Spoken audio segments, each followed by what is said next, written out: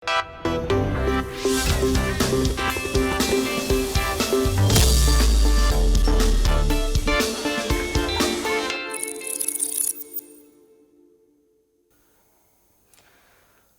Prime इस्युमा स्वागत छ। म बालकृष्ण शर्मा। यति बेला देशका विभिन्न स्थानहरूमा निषेधाज्ञा लगाइएको छ। त्यही निषेधाज्ञाकै कारण जनता यति बेला घरभित्र थुनिनुपर्ने अवस्था छ। दैनिक उपभोग्य वस्तु समेत खरिद गर्नका लागि सहजता छैन। घर बाहिर निस्किने बित्तिकै कि त प्रहरीको कारबाहीमा पर्नुपर्छ कि त भिडभाडमा कोरोना सङ्क्रमणको शिकार बन्नुपर्छ। यस्तै अवस्थाले यति बेला नेपाल गाजिएको छ र सर्वसाधारणले शास्ति भोगिरहेका छन्। यही शास्तिलाई कम गर्नका लागि केही सेवकहरू पनि यहाँ विभिन्न गतिविधिहरू गरिराख्नु भएको छ। अर्थात् कतै भोकबाट कोही पनि नमरोस् भन्नका लागि कतै खानाको व्यवस्था गरिँदैछ, कतै समस्या परेका मानिसहरूलाई उद्धार तथा राहत वितरण पनि गरिँदैछ। हो, समस्यामा परेका मानिसलाई सेवा गर्नु नै धर्म हो। त्यसै अनुसार विभिन्न गतिविधिहरू भइरहेका छन् र समग्रमा के भइरहेको छ, कोरोना सङ्क्रमणले कस्तो असर पारेको छ भन्ने विषयमा कुराकानी गर्नका लागि हामीसँग यति बेला स्टुडियोमा हुनुहुन्छ अर्डर नाउका सिइओ मनोज पन्थी र त्यसै गरी चिफ अपरेटिङ अफिसर तथा कानुन व्यवसायी प्रज्वल पौडेल। स्वागत छ दुवैजनालाई। हजुर नमस्कार, धन्यवाद कृष्णजी। जस्तो मैले सुरुमै भने यति बेला कोरोनाको कहरका कारण निषेधाज्ञा गरिएको छ। हजुर, घरभित्रै मानिस थुनिएका छन् एकदमै, र मानिसलाई दैनिक जीविकोपार्जन गर्न पनि समस्या भइरहेको छ। हजुर, जो यहाँहरूले केही राहत महसुस गर्नका लागि काम पनि गरिराख्नु भएको छ। हजुर, ठ्याक्कै यहाँले सुरु गरेको काम बताइदिनुहोस्। अहिले जसरी सुरुमा हजुरले प्रसङ्गमा भन्नुभयो कि बाहिर निस्किँदाखेरि एउटा चाहिँ अब प्रहरीहरूको चपेटामा पर्ने होला अथवा हुन्छ नि कानुनले चाहिँ अब ननिस्क है, निषेधाज्ञा छ है भनिरहेको छ र निस्केर अब आफूलाई चाहिने दैनिक उपभोग्यका सामग्रीहरू लिन जाँदा पनि एउटा कस्तो छ भन्दाखेरि डर चाहिँ धेरै नै परिरहेको छ कि म कहीँ जाँदाखेरि मैले लिएर आएको सामग्रीमा कोरोना आयो कि के आयो कि म जाँदाखेरि एक्सपोज भयो कि भन्ने चाहिँ एकदमै जनमानसमा त्रसित वातावरण चाहिँ रहेको छ अहिले। र विशेष गरी जसलाई चाहिँ कोभिड लागिरहेकै छ, कोभिड पनि अब परिवारका विभिन्न सदस्यलाई गरेर सबैलाई लागिरहेको पनि अवस्था हुन्छ। अब तिनीहरूले झन् बाहिर कसरी निस्किनु, आफू बाहिर निस्किँदाखेरि अरूलाई पनि लाग्ने हो कि, र मैले आफूलाई चाहिने खाद्यान्नका कुराहरू कसरी ल्याउने त भन्ने एउटा गाह्रो स्थिति पनि बनिरहेको छ। र त्यही ब्रेक द चेन मुभमेन्ट भन्ने तरिकाले चाहिँ चेनलाई चाहिँ ब्रेक गरौँ र आफ्नो घरमा आफै सुरक्षित रहौँ भन्ने उद्देश्यले चाहिँ हामीले अर्डर नाउ भन्ने हामीले संस्था जन्माएका थियौँ। पछिल्लो यो 1 वर्ष भइसक्यो। लकडाउनको पहिलो लकडाउनमै चौथो दिनमा चाहिँ हामी आएका थियौँ र त्यहाँबाट चाहिँ हामीले दैनिक उपभोग्यका सामग्रीहरूदेखि लिएर अन्य इम्युन बुस्ट गर्ने किसिमका सामग्री होलान्, कोही बिरामी छन् भने उनीहरूको रोग प्रतिरोधात्मक क्षमता बढाउने किसिमका खाद्यान्नका कुराहरू चाहिँ कसरी घर दैलोमा हामीले सहज रूपमा सहुलियत दाममा र एकदमै सुरक्षित तवरले पुर्याउन सकिन्छ त भनेर हामी पछिल्लो यो लकडाउनमा पनि काम गर्दै आइरहेका छौँ। ठ्याक्कै अब प्रज्वल सर, जो हामी घरमै पुर्याउन जान्छौँ, त्यो जाँदा जस्तो के मार्फत अर्डर गर्ने र कसरी घरसम्म पुर्याइन्छ? यसमा घरसम्म पुर्याउँदाखेरि त मैले सर्वप्रथम चाहिँ के प्रश्न पार्न चाहन्छु भन्दाखेरि कोभिडको जोखिम चाहिँ निकै नै न्यून हुन्छ। किन भन्दाखेरि हाम्रो स्टोरमा सामान आइपुग्दाखेरि कि त भने कोही सम्बन्धित व्यक्तिले सुरक्षित भएर ल्याउनुहुन्छ, कि त भने स्टोरमा सामान आइपुग्छ र त्यसलाई हामीले केही हिसाबले डिसइन्फेक्ट गरेर प्याकेजिङ गरेर प्रोपर प्याकेजिङ गरेर हामीले कस्टमरको घर दैलोमा चाहिँ हामीले डेलिभरी गर्छौँ र कुनै केही डिस्टेन्स चाहिँ हामीले अपनाउँछौँ। त्यसको लागि चाहिँ यसमा पनि ग्राहकले सिधै हामीले फोन सम्पर्क पनि गर्नुहुन्छ, या चाहिँ हाम्रो फेसबुकबाट पनि अर्डर गर्नुहुन्छ, अथवा चाहिँ हाम्रो वेबसाइट पनि प्रयोग गरेर चाहिँ अर्डर गर्न सक्नुहुन्छ।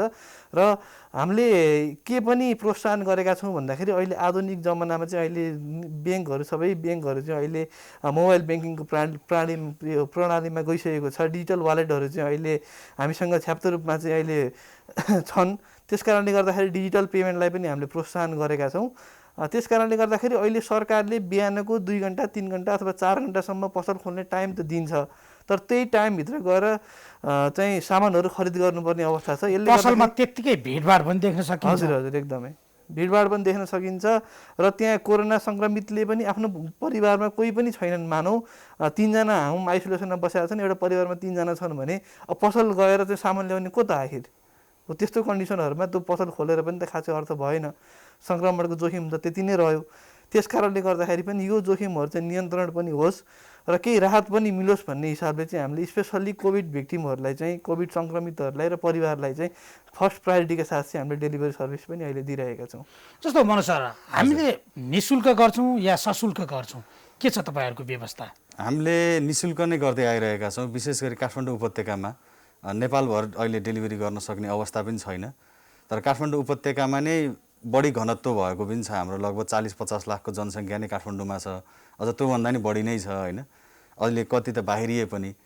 तर यो पपुलेसनलाई जुन अब हाम्रो मेजर कन्जम्सन भन्छ नि, यो हाम्रो खाद्यान्नका कुराहरू जुन उत्पादन हुन्छन् देशव्यापी रूपमा अथवा निर्यात हुन्छन्, आयात हुन्छन् भनौँ न, त्यो आयात हुने पनि मेन हाम्रो हब भनेकै काठमाडौँ हो। र काठमाडौँमा चाहिँ हामी निशुल्क डेलिभरी अहिले गरिरहेका छौँ।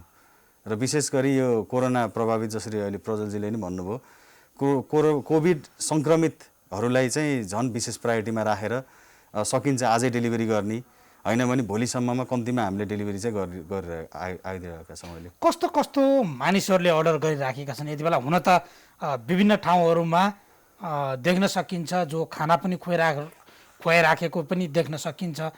त्यस्ता मानिसहरूले अर्डर गर्छन् या अलिकति यो इन्टरनेटको पहुँचमा भएका मानिसहरूको पहुँचमा यो रहन्छ? कस्ता कस्ता मान्छेहरूको पहुँचमा तपाईँहरूको यो सेवा भइरहेको छ यति बेला? यसमा मिश्रित छ। अब धेरै जसो प्रयोगकर्ताहरू इन्टरनेटका हुन्छन्। हाम्रो अहिले फेसबुक नचलाउने धेरै नै कम छन्। विशेष गरी काठमाडौँका हामीले जनमानसको हामीले तथ्याङ्क हेर्ने हो भने लगभग सबैजनासँग मोबाइल छ, सबैजना नै फेसबुकमा हुनुहुन्छ र फेसबुकको मार्फतबाट पनि हामीलाई अर्डर दिन सक्नुहुन्छ। होइन भने सिम्पल हाम्रो नम्बरहरू पनि छ, फोन नम्बर, फोन गरेर पनि हामीलाई अर्डर गर्न सक्नुहुन्छ। वाट्सएप, भाइबर, र यदि उहाँहरू हाम्रो नियमित कस्टमर हुनुहुन्छ भने हामीले नै एउटा विकली बेसिसमा फोन कल गरेर के कस्तो सामग्री चाहिएछ भनेर हामीले गरिरहेका छौँ।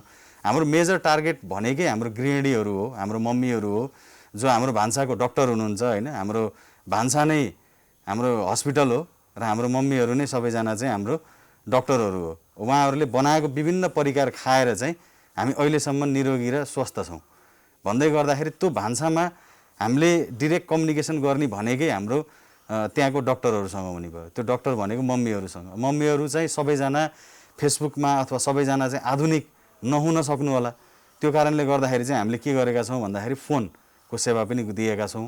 हामीले अझ सब्सक्राइब मेम्बरसिप, जसले चाहिँ सब्सक्राइब गर्नुहुन्छ हामीसँग, नियमित सामान लिन्छु भन्नुहुन्छ, उहाँहरूको लागि चाहिँ हामीले टोल फ्री नम्बर पनि उपलब्ध गराएका छौँ, जसले गर्दाखेरि उहाँहरूलाई 1 रुपियाँ पनि पैसा आफ्नो खर्च नहोस् र फोन गर्न त सबैलाई आउँछ अहिले होइन। कम्तीमा फोनले चाहिँ सहज तरिकाले हामीले अर्डरहरू लिन सकौँ। किनकि कतिजनामा व्यक्तिहरूको चाहिँ अहिले पनि इन्टरनेट चाहिँ पहुँचभन्दा बाहिर नै छ, युवाहरूमा चाहिँ छ, तर जुन गृहिणीहरू हुनुहुन्छ उहाँहरूको चाहिँ पहुँचभन्दा अहिले पनि वेबसाइटहरू चाहिँ बाहिर रहेछ भन्ने कुरा हामीले अहिले पनि त्यो तथ्याङ्क हेर्दाखेरि चाहिँ थाहा पाइरहेका छौँ।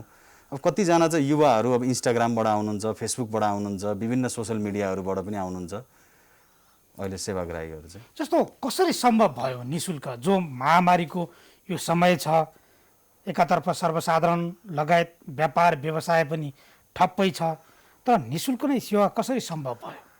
अब यस्तो छ, यसमा चाहिँ विस्तृत रूपमा भन्नुपर्दाखेरि चाहिँ हामीले अहिलेको यो सिचुएसन भनेको चाहिँ सेवाभावको सिचुएसन हो। हामीले अहिले प्रफिट मात्रै हेरेर, बिजनेस मात्रै हेरेर पनि हुँदैन।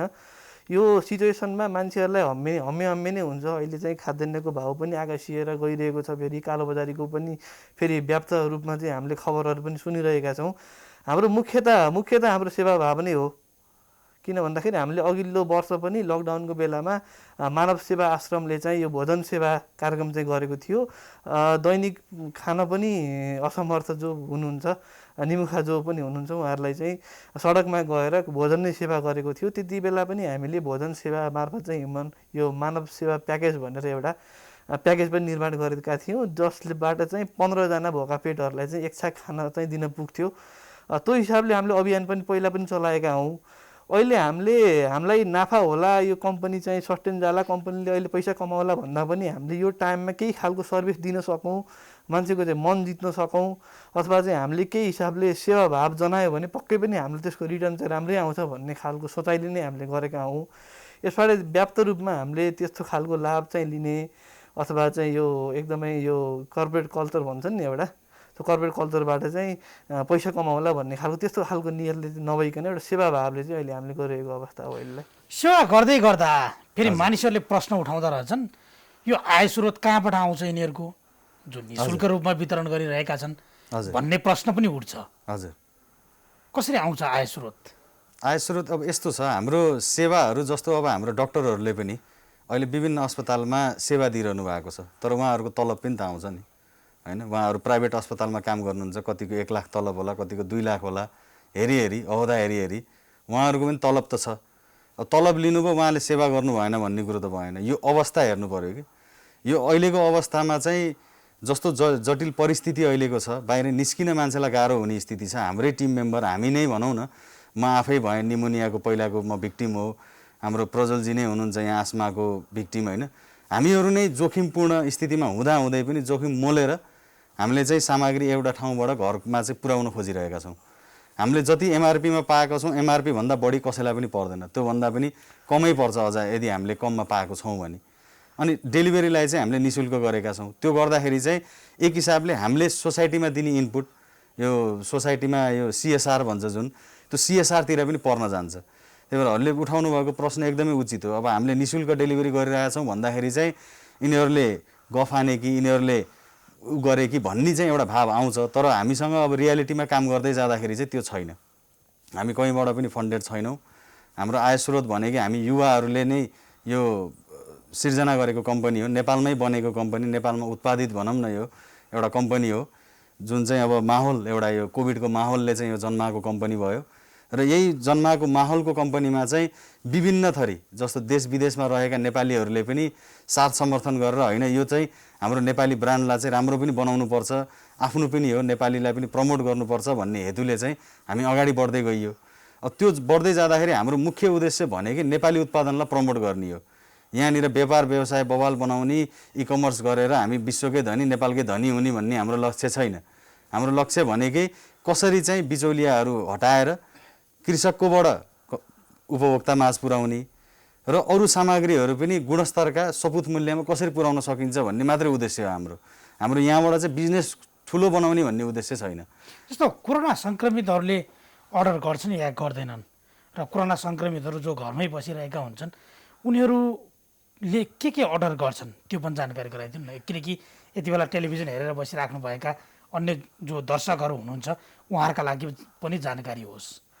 हामीले विशेष त हामीलाई अर्डर आउने मध्येको अधिकांश अर्डर त कोभिड फ्यामिलीबाटै आउँछ, कोभिड सङ्क्रमण भएको ठाउँबाटै आउँछ। अब स्पेसल्ली कोभिड पेसेन्टहरूले चाहिँ मगाउने भनेको यही गेटागुडीहरू, इम्युनिटी बुस्टरका सामग्रीहरू चाहिँ विशेष गरी मगाउनुहुन्छ, फलफुलहरू मगाउनुहुन्छ, specially vitamin A vitamin C पाइने फलफुलहरू पनि मगाउनुहुन्छ। साथै हामीसँग रहेको हामीले अर्ग्यानिक सामान नेपालमै उत्पादन भएका कर्णालीका हामीले अर्ग्यानिक सामानहरू पनि वितरण गर्छौँ। त्यो खालको सिमीहरू भयो, यस्तो चामलहरू भयो, ब्राउन राइसहरू, यस्ता कुराहरू चाहिँ स्पेसल्ली चाहिँ मगाउनुहुन्छ। अहिले मगाउने भने फलफुलहरू, तरकारीहरू र खाद्यान्नमा चाहिँ विशेष गरी गेडागुडीहरू मेजरली अर्डर चाहिँ त्यस्तो खालको चाहिँ अर्डर छ। अहिले नेपाल सरकारबाट जो खाद्य संस्थानहरू छन् यिनीहरूसँग केही समन्वय गर्नुभएको छ या छैन? अहिले प्रत्यक्ष त्यस्तरी हामीले समन्वय गरेर चाहिँ हामीले अहिले कामहरू चाहिँ गरेका छैनौँ। हामीले एउटा हाम्रो यो अहिलेको यो सर्भिस साथसाथै हामीले जुन अहिले सेवाभावबाट हामीले कामहरू गरिरहेका थियौँ त्यो हुनुभन्दा अगाडि पनि हामीले एउटा नेपालमै एउटा गुड कल्चर चाहिँ इस्टाब्लिस गर्नुपर्छ। ई-कमर्समा हाम्रो नेपालमै उत्पादन भएका सामग्रीहरूलाई चाहिँ हामीले प्रमोट गर्नुपर्छ भन्ने हिसाबले नेपालमै उत्पादन गर्ने विभिन्न भेन्डरहरू चाहिँ हामीले खोजी पनि गऱ्यौँ, तिनीहरूलाई डिजिटलाइज गर्ने कामहरू पनि हामीले गऱ्यौँ। त्यसै कारणले गर्दाखेरि हामी त्योतिर नै हामी मेजरली बिजी भइयो र यतातिर सरकारले प्रदान गरेका र सरकारबाट चाहिँ यो निर्देशित जति पनि निकायहरू छन् त्योसँग कुनै खालको समन्वय चाहिँ हामीले गरेका छैनौँ।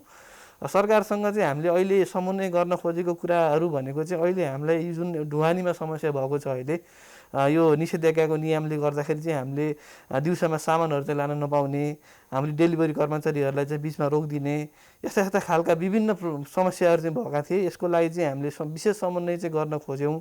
समन्वय गर्दाखेरि त्यस्तो स्पेसल सुनवाई चाहिँ हाम्रो भएको छैन। त्यो खालको समन्वय चाहिँ हामीले खोजेको समन्वय त्यो चाहिँ छ अहिले स्पेसल्ली कुराकानी गर्नुपर्दाखेरि चाहिँ। जस्तो त्यसो भए बिहान मात्रै यहाँहरूले यति बेला ढुवानी गरिराख्नु भएको छ, त्यो ढुवानी गर्दा कस्तो कस्तो समस्या झेलिराख्नु भएको छ यहाँहरूले? हामीले अब ढुवानी गर्दा विशेष गरी समस्या भनेको चाहिँ जो पनि अब पुर्याउन गइरहेको, यो चाहिँ पछिल्लो हप्ताको भन्छु म, पछिल्लो हप्ता चाहिँ दिउँसो 2 घन्टासम्म राखिदिने।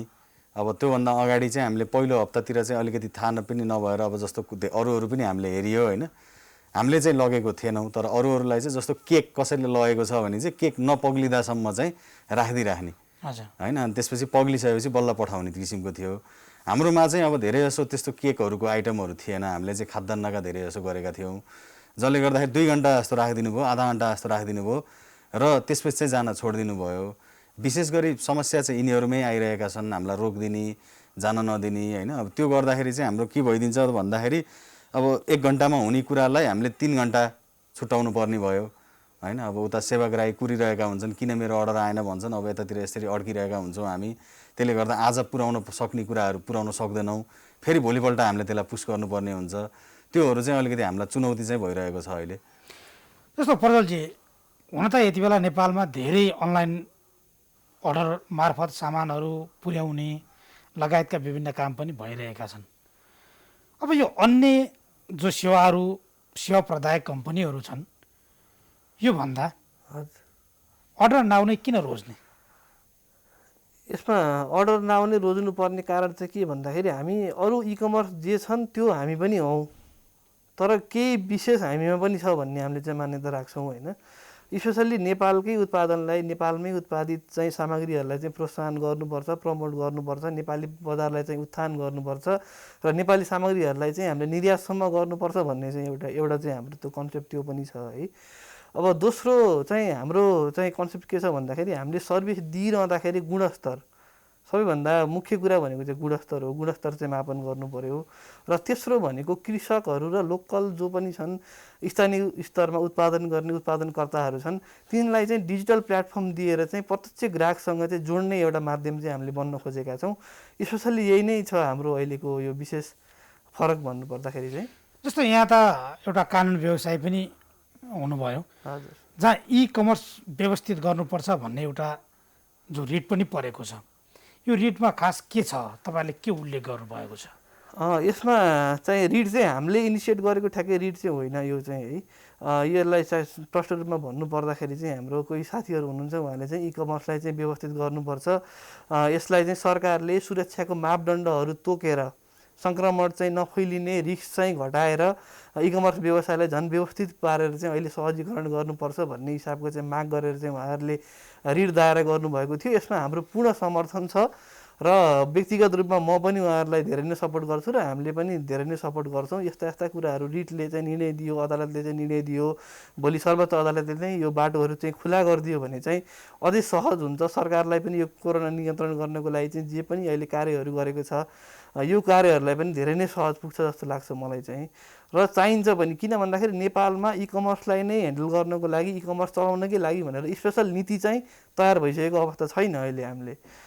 हामीले चाहिँ कता कता टेकेर कुन चाहिँ व्यवस्था टेकेर चाहिँ अगाडि बढ्न सकिन्छ भनेर चाहिँ व्यवस्था खोज्नुपर्ने अवस्था छ।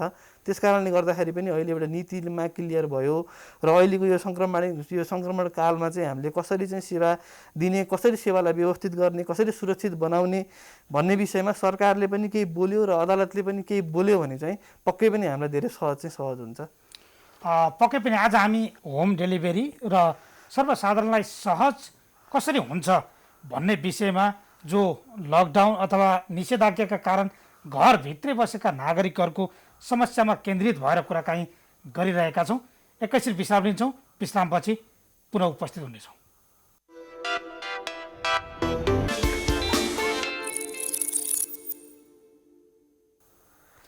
विश्रामपछि पुनः स्वागत छ। आज हामी घरमै बसेका व्यक्तिहरूका लागि होम डेलिभरीको सेवा कस्तो छ, घरमै सामान पुर्याउनका लागि के व्यवस्था गरिएको छ र घरमै सहज रूपमा कसरी सामान पुग्छ भन्ने विषयमा कुराकानी गरिरहेका छौँ। हामीसँग कुराकानीका लागि हुनुहुन्छ मनोज पन्थी, जो सिओ अर्डर नाउका सिओ हुनुहुन्छ। त्यस्तै प्रज्वल पौडेल हुनुहुन्छ, चिफ अपरेटिङ अफिसर तथा कानुन व्यवसायी हुनुहुन्छ। हामी फेरि कुराकानीलाई अगाडि बढाउँछौँ। हजुर। जो हामी यति बेला कोरोना सङ्क्रमितलाई घरसम्म सामान पुर्याइरहेका छौँ, हजुर जो सामान पुर्याउँदा सङ्क्रमणको जोखिम पनि उत्तिकै हुने सम्भावना पनि हुन्छ। हजुर हजुर त्यसलाई व्यवस्थापन हामीले कसरी गरिरहेका छौँ?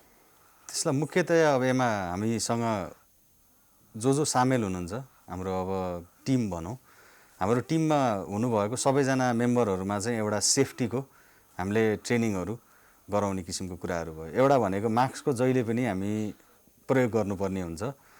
अब 2टा मास्क सकेसम्म 2टा लेयरमा मास्क लगाएर हामी प्रयोग गर्ने गर्छौँ। हात धुने गर्छौँ समय समयमा, सेनिटाइजरको प्रयोग गर्ने गर्छौँ। सामग्रीहरू प्याकेजिङ गर्ने यावत कुराहरूमा हामीले ग्लोभ्सको प्रयोग गर्ने गर्छौँ। घरमा सामग्री पुर्याउँदा पनि हामीले ग्लोभ्सको प्रयोग गर्ने गर्छौँ, जसले गर्दाखेरि त्यो ग्लोभ्स चाहिँ त्यहीँनिर चेन्ज गर्ने, सेनिटाइजर युज गर्ने, त्यो विभिन्न किसिमका हामीले टुल्सहरू अपनाएर र सबैभन्दा महत्त्वपूर्ण भनेको चाहिँ दूरी कायम गरेर। अहिले हाम्रो स्टडीहरूले पनि फाइन्ड आउट गरिरहेको छ, हामी कुनै पनि स्पेसमा धेरै समय बस्यौँ, इन्टरेक्सनमा हामी धेरै समय बस्यौँ भने चाहिँ कोरोनाको जोखिम बढेर जान्छ। त्यही कारणले गर्दा नै यो घर घरमा हामीले जुन सामग्री पुर्याउने क्रियाकलापहरू छ, यसले गर्दाखेरि त्यो जुन हाम्रो इन्टरेक्सनको टाइम हुन्छ त्यो एकदमै कम हुन्छ, न्यून हुन्छ, जसले गर्दाखेरि जोखिम चाहिँ खासमा ई-कमर्स गर्दाखेरि चाहिँ कमै हुन्छ। ई-कमर्स गरेर हामीले घर घरमा सामग्री पुर्याउँदाखेरि अब कोही पनि कोभिडको भिक्टिम हुनुहुन्छ अथवा हामीलाई जानकारी नगरेको कोभिडको भिक्टिम पनि हुन सक्नुहुन्छ। हामी त जानकारी गराए पनि उत्तिकै सजगता अपनाउँछौँ। तर जो पनि भन्नुभएको छ अथवा नभन्नु भएको छ भने पनि उहाँहरूसँग पनि दूरी मेन्टेन गर्ने र हामीले एउटा बक्समा लिएर गएका हुन्छौँ। सामग्रीलाई चाहिँ उहाँको घर तैलोमा बक्समा हामीले छोडिदिन्छौँ। उहाँहरूले आफैले बिल हेरेर सबै कुराहरू रिभ्यू गर्नुहुन्छ, ल ठिक छ भन्नुहुन्छ, अनि त्यसपछि हामी त्यहाँबाट छोडेर निस्किन्छौँ। सकेसम्म हामीले अनलाइन सेवा नै गर्छौँ। अनलाइन पेमेन्टका सेवाहरू अहिले विशेष गरी धेरै ब्याङ्कदेखि पनि अहिले आइपिएस सबै कुरो गर्नु मिल्छ, सजिलै नै मिल्छ। कदाचित उहाँहरूसँग त्यो सुविधा छैन अथवा त्यो गर्नुभएको छैन भने क्यास लिँदाखेरि चाहिँ हामीले सेपरेट एउटा भाँडोमा लिन्छौँ क्यास, र त्यो भाँडोको क्यासलाई चाहिँ हामीले नछोइकन अफिसमा लगेर हामीले त्यसलाई चाहिँ यो स्पिरिटमा एकैछिन डुबाएर निकालेर अनि त्यसपछि त्यसलाई सुकाएर अनि भोलिपल्ट फेरि त्यसलाई प्रयोगमा ल्याउने गरिरहेका छौँ। अहिले यो चाहिँ हामीले नै सोचेको प्रवृत्ति भयो। यो चाहिँ पछिल्लो वर्ष पनि हामीले यही गरेका थियौँ, अहिले पनि यही गरिरहेका छौँ। कर्मचारी कसैमा कोरोना सङ्क्रमण देखिएको छ कि छैन? छैन, हाम्रोमा छैन। अस्ति भर्खर हामीले स्याम्पल टेस्ट पनि गऱ्यौँ, पिसिआरहरू पनि गरिरहेका हुन्छौँ हामीले नियमित रूपमा। र कहीँको पनि इन्टरेक्सनमा हामी एकदमै केयरफुल हुन्छौँ, जसले गर्दाखेरि चाहिँ त्यो सङ्क्रमणलाई चाहिँ न्यून गर्ने भनेकै हामी सचेत हुनु हो मुख्यतया, होइन। अब डक्टरहरू पनि त फ्रन्ट लाइनमै गएर काम गर्दै गर्दा कोभिड पेसेन्टलाई नै हेरेका हुन्छन्, तर सबै डक्टरलाई लाग्न थाल्यो कोभिड भने त गाह्रो अवस्था हुन थाल्छ, होइन। त्यही नै हो, हामी पनि अब धेरै कोभिडकोमा पुग्न त पुग्छौँ, तर हामी सुरक्षित हुनुपर्ने चाहिँ आफैलाई सचेत गराएरै हो भनेर हामीले सबै टिम मेम्बरलाई चाहिँ विशेष गरी त्यो चाहिँ ट्रेनिङ चाहिँ गराइरहेका छौँ। जस्तो अझ मानिसहरू यति बेला भनिन्छ जो होम आइसोलेसनमै यति बेला 1 लाखभन्दा बढी मानिसहरू बसिरहेका छन् र जो तपाईँहरूले सेवा दिइराख्नु भएको छ, ती मानिसहरूमा जो सङ्क्रमण भएका मानिसहरूमा कस्तो कस्तो समस्या देखिन्छ? अथवा घरमा काठमाडौँ उपत्यकाको तुलना गर्ने हो भन्दा अधिकांश मानिस भाडामा बसेका हुन्छन्, त्यो घरको अवस्था र त्यहाँ हेर्ने दृष्टिकोण त्यस्तो केही देख्नु भएको छ यहाँले? ठ्याक्कै भन्नुपर्दाखेरि त्यो सबै डिटेल्समा चाहिँ हामीलाई थाहा हुँदैन। किन भन्दाखेरि हामीले प्रायःजसो हामीले सामानहरू डेलिभरी गरिदिनु पर्दाखेरि केही हिसाबले सामाजिक दूरी कायम गरेर डिस्टेन्समै दिन्छौँ। तर यो समस्याहरू चाहिँ नभएका पनि होइनन् फेरि। किन भन्दाखेरि अहिले स्पेसल्ली रुममा बस्नेको लागि, बालमा बस्नेको लागि पनि एक हिसाबको समस्या छ। र अर्को कुरा भने चाहिँ यो सबै मान्छेले बुझ्ने मान्छे पनि हुँदैनन्। कसैले चाहिँ अब ठिकै छ यसलाई कोभिड भएको छ, छिमेकी होला अथवा चाहिँ आफ्नै तल फ्ल्याट अथवा माथिल्लो फ्ल्याटमा बस्ने होलान्। त्यो कुरामा चाहिँ अलिकति समस्या त्यो खालको अन्डरस्ट्यान्डिङ नभएको कारणले गर्दाखेरि समस्या त्यो होला। तर हामीले भएको अर्को चाहिँ के छ भन्दाखेरि चाहिँ मानौँ एउटा परिवार सङ्क्रमित छ भने उसको साथीले अथवा आफन्तले अथवा चाहिँ उहाँसँग निकटम जो हुनुहुन्छ उहाँहरूले चाहिँ हाम्रोबाट सामान चाहिँ मगाइदिनु भएको छ उहाँहरूको लागि चाहिँ। यस्तो यस्तो छ, उहाँलाई चाहिँ यस्तो यस्तो सामान पुर्याइदिनु। अरू छरछिमेक यताउता हजुर हजुर, छरछिमेकमादेखि लिएर अनि त्यस पछाडि ल मेरो छिमेकमा चाहिँ यस्तो यस्तो समस्या छ, यहाँ चाहिँ खाद्यान्नहरू चाहिँ ल्याइदिनु होला भनेर पनि भन्नुभएको छ। साथै मेरो परिवारमा चाहिँ मेरो मानौँ सासूलाई अथवा चाहिँ मेरो आमा बुवालाई चाहिँ यस्तो यस्तो भएको छ, त्यहाँ लगेर सामान पुर्याइदिनुहोस् भनेर चाहिँ उहाँहरूले भन्नुहुन्छ। त्यो खालको कोर्डिनेसन चाहिँ देखिएको छ अहिले। ठ्याक्कै कलहको वातावरण कस्तो छ, मनमुटावहरू हुने कि अथवा चाहिँ नकारात्मक चाहिँ भावनाहरू केही छन् कि भन्ने कुरा चाहिँ ठ्याक्कै त्यसको लागि चाहिँ हामी चाहिँ प्रत्यक्ष रूपमा देख्न चाहिँ पाइएको छैन त्यो कुराहरू चाहिँ। जस्तो यो सामानहरू यति बेला त बजार निषेधाज्ञा गरिएको छ, हजुर, पुरै ठप्प अवस्थामा छ, गोदामहरू पनि त्यत्तिकै ठप्प अवस्थामा बसेको छ। यो आपूर्ति चाहिँ कहाँबाट गर्नुहुन्छ यहाँहरूले? एकदमै सही प्रश्न गर्नुभयो होइन, एकदमै खुसी लाग्यो यो प्रश्नमा। हाम्रो माग पनि अहिले, हाम्रो भनाइ पनि त्यही नै हो। हामीले उपभोक्ताले पाउँदासम्म भनेको उत्पादन हुन्छ, उत्पादन भइसकेपछि सङ्कलन हुन्छ, त्यसको बजारीकरण भएर त्यस पछाडि बल्ल उपभोक्ताको माझ पुग्छ। अब हामीले जुन घर घरमा सामग्री पुर्याउने भनिरहेका छौँ, यो भनेको बजारीकरणको पाटोमा मात्रै पर्यो। अब उत्पादनसँग भइरहेको उत्पादनलाई हामीले कसरी चाहिँ बजारसम्म ल्याउने त? यसको लागि चाहिँ हामीले कृषितिरमा चाहिँ सरकारले चाहिँ केही विशेष प्रावधान पनि ल्याउनु पर्ने आवश्यकता छ। अहिले पनि कुराकानी चाहिँ आइरहेको छ, कृषि एम्बुलेन्सका कुराहरू। यो चाहिँ एकदमै अत्यावश्यक नै भइसकेको छ कि हामी यो बेलैमा हामी यो विषयमा चाहिँ सचेत हुनुपर्ने आवश्यकता छ। अझ मानिसहरूले घरमा उत्पादन गरेको तरकारीहरू कुहिएर त्यत्तिकै हजुर, फालिरहेको अवस्था पनि सुन्न सकिन्छ। एकदमै पछिल्लो समय पनि जब लकडाउनको 2-3 महिना भयो, त्यस पछाडि चाहिँ हामीले छ्यापछ्याप्ती धेरै न्युजहरू देख्न थालियो, यहाँको गोलभेडा कुहियो, यहाँको यो कुहियो भनेर। त्यही अवस्था फेरि पनि आउन सक्छ। र मुख्यतया हामीले कोभिडलाई बुझ्नुपर्ने पनि जरुरी छ। एउटा भनेको यसको उपचार भनेको कि भ्याक्सिन लगाउनु पर्यो, एक हिसाबले उपचार भनेको। त्यो पनि म्युटेन्ट भयो भने त भ्याक्सिनले काम गर्दैन फेरि। र अर्को उपचार भनेको अघि मैले जुन मेन्सन गरेँ, हाम्रो घर नै हस्पिटल हो, हाम्रो मम्मीहरू नै त्यहाँको डक्टरहरू हो, जुन उहाँहरूले बनाउनुहुन्छ खानेकुराहरू, नेपाली जडीबुटीयुक्त खानेकुराहरू नै हाम्रो लागि चाहिँ अहिलेको लागि औषधि हो। हामीले खानेकुरामा चाहिँ एकदमै ध्यान दिनुपर्ने आवश्यकता छ। तपाईँको फापरको पिठोहरू हुन्छ, कोदोहरू भयो, भिरमौरीको महहरू भयो, जौँको सातुहरू भयो, जुन बिहान हामी यो धेरै पाउरोटी खाइरहेका थियौँ होइन, अब पाउरोटीलाई चाहिँ अलिकति परिवर्तन गरेर हामीले ताउरोटीतिर, जस्तो यो कोदोको रोटी भयो, फापरको रोटी भयो, गहुँको रोटी भयो, यस्ता यस्ता रोटी खान थाल्यौँ भने चाहिँ हाम्रो रोग प्रतिरोधक क्षमता पनि बढ्ने र भोलिका दिनमा हामीलाई धेरै गाह्रो पनि हुने अवस्था हुँदैन।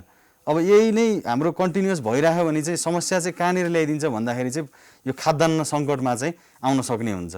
अहिले धेरै जस्तो सामग्रीहरू इन्डियाबाट आउँछ। अब इन्डियामै सङ्कट परेको छ भनिसकेपछि हामी उत्पादनलाई प्रोत्साहन गर्ने र त्यो प्रोत्साहन गरेको उत्पादनलाई चाहिँ बजारीकरण गर्नमा चाहिँ हामीले ध्यान चाहिँ दिनुपर्ने छ। सरकारले पनि ध्यान एकदमै दिनुपर्ने छ र प्राइभेट सेक्टरबाट हुन्छ भने पनि त्यसलाई प्रोत्साहन गर्नु चाहिँ एकदमै आवश्यक छ। हामीले घरमा सामग्री पुर्याउनलाई मात्रै प्रोत्साहन गर्नु भएन कि कृषककोबाट उत्पादन भएका उपजहरूलाई पनि बजारीकरण गर्नलाई चाहिँ कसरी लिएर आउने, ढुवानी कसरी गर्ने त, त्यो ढुवानीलाई पनि हामीले सहज गर्नुपर्ने एकदमै आवश्यकता छ। जस्तो अब यो पछिल्लो चरण अझ यो लकडाउनभन्दा अगाडि, निषेधाज्ञाभन्दा अगाडि मानिसहरू के भने इ कमर्सबाट खरिद गरिएका सामानहरू कतिपय बिग्रिएका अथवा ठगिएका गुनासाहरू पनि आउँथे। ती गुनासाहरूकै कारण नै यो इ कमर्स सेवामा बदनाम पनि बन्दै गइरहेको थियो। यसलाई व्यवस्थित गर्न सरकारले के गर्नु पर्ला? यसमा छन्, हजुरले भनेको कुरा एकदमै सही छ। किन भन्दाखेरि इ कमर्सबाट सामान ल्याउने ठ्याक्कै हामीले प्रत्यक्ष देख्न पाइँदैन, घरमा पुग्दाखेरि चाहिँ फोटो हेरेबाट अर्को सामान आउने भन्ने खालको कम्प्लेन चाहिँ हामीले धेरै पनि सुनेका छौँ। धेरै इ कमर्सहरूको लागि चाहिँ यो चाहिँ एउटा अभिशाप पनि बनेको छ। यसमा चाहिँ मुख्य कुरा समस्या भन्ने क्वालिटी कन्ट्रोलको समस्या हो। यदि हामीले कुनै पनि सामग्रीहरू ल्याउँछौँ, हामीसँग कुनै पनि भेन्डर लिस्टिङ छ अथवा हामीले कुनै पनि मर्चेन्टबाट हामीले सामग्री ल्याउँछौँ भने उसले कस्तो खालको सामग्री चाहिँ हामीलाई बिक्री वितरण गर्दैछ त, यदि कपडै हामीले पठाउँछौँ भने पनि कस्तो खालको कुन गुणस्तरको कपडाहरू हामीले पठाइरहेको छ, तरकारी फलफुल पठाउँछ भने कुन गुणस्तरको चाहिँ पठाइरहेको छ, यो कुराहरू पनि मापन गर्नु पर्यो। र आफ्नो कार्यालयमा पनि यसलाई कसरी प्याकेजिङ भएको छ, कसरी व्यवस्थित भएको छ, कस्तो कस्तो खालको नियम छन्, हामीले बनाउनु पर्ने आन्तरिक नियम भन्ने चाहिँ एउटा पाटो भयो। त्यो कन्ट्रोल गर्ने भने इ कमर्स कम्पनीहरूले नै कन्ट्रोल गर्ने पाटो हो। अर्को पाटो भने चाहिँ सरकारको पाटो। सरकारको पाटो चाहिँ पोलिसी डेभलप गर्नु पर्यो। यदि इ कमर्स व्यवसाय गर्छौ भने तिमीहरूले यस्तो यस्तो खालको गुणस्तर चाहिँ मापन गर्नुपर्छ, यस्तो गुणस्तरबाट चुक्यो भने तिमीहरूलाई यस्तो यस्तो खालको सजाय हुन्छ भन्ने खालको कुनै नीति ल्यायो, कुनै चाहिँ ऐन अथवा नियम ल्यायो भने चाहिँ बल्ल यो कुराहरू चाहिँ रेगुलेट हुन्छ जस्तो लाग्छ। जस्तो यहाँले अहिले काम कसरी गरिराख्नु भएको छ, जो नियम कानुन छैन यति बेला, जो दर्ताको प्रक्रिया होला, त्यो लगायतका काम कसरी गरिराख्नु भएको छ? अब मुख्यत भनियो भने नेपालमा ठ्याक्कै इ कमर्स यसरी व्यवस्थापन गर्ने भनेर चाहिँ स्पेसल छुट्टै नियम र अथवा चाहिँ ऐन चाहिँ छैन अहिलेको अवस्थामा। हामीले पुराना ऐनलाई टेकेर कुन चाहिँ ऐनबाट चाहिँ हामीले अगाडि जान सकिन्छ भनेर चाहिँ अहिले लड्ने मात्रै हो, त्योभन्दा विकल्प अर्को दोस्रो छैन। इभन अहिले त के हुन्छ भन्दाखेरि हामीले एउटा कम्पनी त दर्ता गर्छौँ, कुनै एउटा प्राइभेट लिमिटेड कम्पनी दर्ता गरौँला, इ कमर्स चाहिँ हामीले गर्ने भन्ने उद्देश्य राखेर कम्पनी चाहिँ दर्ता गर्छौँ।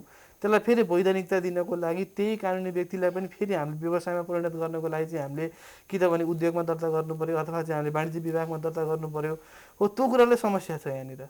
वाणिज्य विभागमा जाउँ अब हामीलाई यो साझेदारी ऐनले अथवा त्यो प्राइभेट फर्म ऐनले चाहिँ हामीलाई यो व्यवस्था गराएको छैन भन्छ। यता हामी घरेलु तथा सानो उद्योगमा गयौँ भने औद्योगिक व्यवसाय ऐनले चाहिँ यो व्यवस्था गरेको छैन भन्ने खालको चाहिँ जुन कन्ट्राडिक्ट भएर इभन हाम्रो रजिस्ट्रेसन प्रोसेसमा पनि एकदमै समस्या आइरहेको छ। त्यस कारणले गर्दाखेरि कम्पनीमा दर्ता गरेर स्थानीय निकायमा मात्रै दर्ता गरेर चलाउनु पर्ने अवस्थाहरू चाहिँ अहिले रहेको छ। यसलाई चाहिँ सरकारले थप व्यवस्थित चाहिँ एकदमै गराउन जरुरी छ। किन भन्दाखेरि अहिलेको इ कमर्स भनेको चाहिँ वर्ल्ड वाइड नै एकदमै चर्चित पनि छ र इभन हाम्रै विश्वकै सबैभन्दा धनी व्यक्ति पनि इ कमर्सबाट नै धनी भएको चाहिँ हामीलाई थाहा छ। त्यस कारणले गर्दाखेरि इ कमर्स व्यवसाय पनि नेपालमा फेरि अहिले बढेको अवस्था छ। फेरि अघिल्लो लकडाउनबाट अहिले इ कमर्स व्यवसायको एकदमै क्रेज पनि बढेको छ। यसमा लगानीकर्ताहरू पनि त्यही अनुसारले चाहिँ अलिकति इन्ट्रेस्टेड पनि देखिएका छन् र व्यवसाय गर्ने उद्यम गर्नेहरूले पनि इ कमर्सलाई चाहिँ एउटा आफ्नो उद्यम चाहिँ बनाउन सफल भएका छन्। त्यस कारणले गर्दाखेरि यसलाई बाँध्नको लागि नियम, यसलाई बाँध्नको लागि चाहिँ ऐनहरू चाहिँ बनाउनु पर्ने एकदमै जरुरी देख्छु म चाहिँ। जस्तो कुनै पनि संस्था खोल्ने बित्तिकै त्यसका सङ्गठनहरू बन्छन्, जो सामूहिक रूपमा सङ्गठन बनाएर प्रक्रिया अगाडि बढाउने लगायतका कामहरू पनि हुन्छन्। त्यस्तो सङ्गठनहरू के बनाउनु भएको छ इ कमर्सहरूको? इ कमर्सको एउटा त्यो लुज नेटवर्क जस्तो चाहिँ अहिले निर्माण भएको छ, तर त्यसलाई चाहिँ वैधानिक तरिकाले सङ्घ भनेरै अगाडि बढेको चाहिँ छैन। हामी पनि त्यो टिमसँग चाहिँ पछिल्लो चरण यो पछिल्लो हप्ता नै हामी कुराकानी पनि राखेका थियौँ, कुराकानी गरेका थियौँ। उनीहरूको पनि अब 15-20 जना कतिजनाको चाहिँ मिलेर उहाँहरूले खोल्नु भएको रहेछ होइन। उहाँहरूसँग कुराकानी निरन्तर छलफलमा चाहिँ हामी छौँ।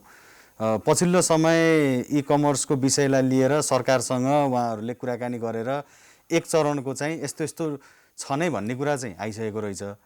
तर त्यसलाई अझै अर्को स्टेप चाहिँ गभर्मेन्टले चालिसकेको छैन। जस्तो अब हामी जस्तै व्यवसायीहरूलाई सबैजनालाई बोलाएर कसरी चाहिँ यसलाई गर्दा ठिक होला, नेपालको परिप्रेक्ष्यमा कस्ता कस्ता कुराहरू ठिक होलान्, के छ तपाईँहरूको राय सल्लाह सुझाव भनेर एकचोटि सरकारले यसरी आमन्त्रणा गरेर सबैजनाको कुराहरू लिएर बनाउन सक्यो भने हामी युवाहरू हो, सबैजनाले हामीले देशमा अगाडि बढाउने कुरालाई त सपोर्ट गर्ने छँदै नै छौँ। त्यसमा समस्या चाहिँ छैन। एक लुज नेटवर्क चाहिँ छ, तर एउटा वैधानिक तरिकाले चाहिँ अगाडि बढिसकेको छैन यसमा। जस्तो यति बेला कोरोना सङ्क्रमण जो बढिरहेको छ, मृत्युदर पनि त्यत्तिकै रूपमा बढेको छ, यो खास सरकारले हुन त निषेधाज्ञा लगाएको छ चेन ब्रेक गर्ने भनेर, हजुर, तर ब्रेक भएको देखिँदैन। हजुर, यो सङ्क्रमणको मुख्य कारण के देख्नुहुन्छ यहाँले? सङ्क्रमणको मुख्य कारण भनेको अझै पनि मानिसहरू सचेत नहुनु हो, अझै पनि लापरवाही बढ्नु हो। अब कोभिड सङ्क्रमित भएकाहरू पनि केही रूपले बाहिर खुल्ला हिँडिरहेका छन् कि, किनभने कतिजना त चेकअप पनि गर्न गएका छैनन् पिसिआर होइन। अब दैनिक खाना त खानै पर्यो। मेन मान्छेलाई जहिले पनि मान्छे काम गर्ने अथवा केही गर्ने भनेको पनि त दैनिक खानालाई नै हो। भनिसकेपछि मेजर मान्छे बाहिर चाहिँ निस्किरहेकै छन्। किन भन्दाखेरि खाद्यान्नको लागि। त्यही भएर हामीले हाम्रो भनाइ भनेकै खाद्यान्नको यो चेनलाई चाहिँ ब्रेक गर्न सक्यो भने, हामीले इम्प्लिमेन्ट गर्न सक्यौँ भने अरू देशहरूमा पनि यसको अलिकति पछिल्लो उदाहरणहरू चाहिँ यो इ कमर्सले अलिकति सहज गरेको हो कि ब्रेक गर्नलाई मद्दत गरेको छ कि भन्ने पुरै स्टडी चाहिँ भइसकेको छैन। तर आंशिक रूपमा चाहिँ त्यस्तो कुराहरू पनि आएका छन्। अब सबै कुरा कोभिडको कुरा भनेको प्रयोगकै कुरा हो होइन। अब यसलाई पनि हामीले एउटा प्रयोग बनाएर नियम सियम राखेर हामीले राम्ररी व्यवस्थित गऱ्यौँ भने चाहिँ यसले पनि हामीले ब्रेक गर्न सक्छौँ कि भन्ने कुरा चाहिँ हो। अहिले मेजरली मैले देखिरहेको समस्या चाहिँ त्यही नै जस्तो लाग्छ, मान्छे आफैमा सचेत कम हुनु। मुख्य कुरा त उहाँ मनोजीले जे कुरा प्रश्न पार्नु भएको छ, मुख्य चाहिने भने सचेत। हामीलाई कोभिड लगाइसके पछाडि यो कोभिड चाहिँ हामीलाई कसरी सर्छ त, कसरी सङ्क्रमण गर्ने यतिकै त सर्ने त होइन, केही न केही कन्ट्याक्ट हुन्छ, त्यही अनुसारले पनि सर्ने हो। हामीले अब सोद्धाखेरि कसरी सोधिदिनु पऱ्यो भन्दाखेरि मभन्दा अगाडि उभिएको मान्छेलाई पनि कोभिड छ, मसँग कुनै नजिकै मान्छे आउँदैछ भने पनि त्यसलाई पनि कोभिड छ, अथवा त्यो हिसाबले चाहिँ त्यो मेन्टालिटी चाहिँ हामीले बनाएर सुरक्षाका मापदण्ड के हुन्छ त्यो कुरामा चाहिँ लापरवाही गर्नु भएन। यदि आफूलाई कुनै डाउट छ, कुनै शङ्का छ, आफूलाई कोभिड भएको जस्तो लाग्छ अथवा सामान्य पनि बिरामी छौँ भने पनि नियमित चाहिँ चेकअपहरू चाहिँ गरौँ, कन्सल्ट चाहिँ गरौँ हामीले। र सरकारले जुन मापदण्डहरू तोकिदिएको छ, सुरक्षाको लागि मापदण्ड तोकिदिएको छ, WHO ले जुन सुरक्षाको लागि चाहिँ मापदण्ड तोकिदिएको छ, त्यो कुरालाई पनि हामीले फलो गर्नु पर्यो। र मिडियामादेखि लिएर सोसियल मिडियादेखि लिएर यत्रतत्र चाहिँ यो जुन जथाभावी यो प्रचारहरू न्युजहरू आइरहेका छन्, कोरोना केही पनि होइन, यसबाट केही पनि सर्दैन, हामी चाहिँ एकदम इम्युन भएका मान्छेहरू हौँ, नेपालीलाई चाहिँ यो लाग्दैन भन्ने खालको यस्ता यस्ता भ्रम सिर्जना गर्ने समाचारहरूलाई चाहिँ अलिकति बाइकआउट गरेर आफूलाई कसरी सुरक्षित गर्ने त, यसले मलाई यत्रो मेरो ज्यानलाई पनि यसले जोखिम बनाउन सक्छ भन्ने सचेतना आफूभित्रै विकास गर्नु नै यसको मुख्य सोल्युसन हो जस्तो लाग्छ। अब हामीले चाहिँ के विचार गर्नु पऱ्यो भन्दाखेरि हामीलाई ठ्याक्कै कोरोना चाहिँ कसरी सङ्क्रमण चाहिँ घट्न सकिन्छ भन्दाखेरि केबाट हुनसक्छ हामीलाई, हामी पसल गइन्छ केही सामानहरू ल्याउन सकिन्छ, त्यसबाट चाहिँ हुनसक्यो। सामानमा पनि कोभिड छ भन्ने सोध्नु पऱ्यो। हामीले पैसा दिइन्छ, पैसा लिइन्छ भनेपछि पैसामा पनि हामीले कोभिड छ भन्ने कुरा चाहिँ सोध्नु पऱ्यो। कोही मान्छेको नजिक गइन्छ भने पनि त्यो मान्छेलाई पनि कोभिड छ भन्ने खालको सोध्नु पऱ्यो। त्यो खालको यो सोचाइ चाहिँ हामीले राखेर हामीले सुरक्षाको मापदण्ड चाहिँ अप्नायौँ भने यो कोभिडलाई चाहिँ हामीले यो चेन चाहिँ ब्रेक गर्न सकिन्छ जस्तो लाग्छ मलाई चाहिँ। अब निषेधाज्ञालाई पनि इभन हामीले एउटा व्यवस्थित ढङ्गले चाहिँ यसलाई बनाउनु पऱ्यो। सरकारले बनाउँदाखेरि पनि अब 3 घन्टा 4 घन्टाको लागि मात्रै पसल खोलिदिएको छ, भिडभाड हुन्छ, झ्यामझ्याम हुन्छ, त्यहाँनिर ठ्याक्कै नियन्त्रण गर्ला। त्यस्ता यस्ता कुराहरूले चाहिँ लिकेज चाहिँ बनाइरहेको छ कि यो सङ्क्रमणको लागि चाहिँ जस्तो लाग्छ मलाई चाहिँ। पक्कै पनि यहाँसम्म स्टुडियोसम्म आइदिनु भयो, दुवैजनालाई धेरै धेरै धन्यवाद। धेरै धेरै धन्यवाद धेरै हजुरलाई धन्यवाद पनि चाहिँ यहाँलाई समयको पनि। लागि। हस्। पक्कै पनि आज हामीले होम डेलिभरी सेवा लगायत कोरोना सङ्क्रमण र घरसम्म सहज रूपमा सेवा कसरी पुर्याउन सकिन्छ भन्ने विषयमा कुराकानी गऱ्यौँ। हामीसँग कुराकानीका लागि हुनुहुन्थ्यो अर्डर नाउका CEO मनोज पन्थी र chief operating officer Prajwal Paudel. अहिलेलाई प्राइम इस्यु यति नै, बिदा दिनुहोस्, नमस्कार।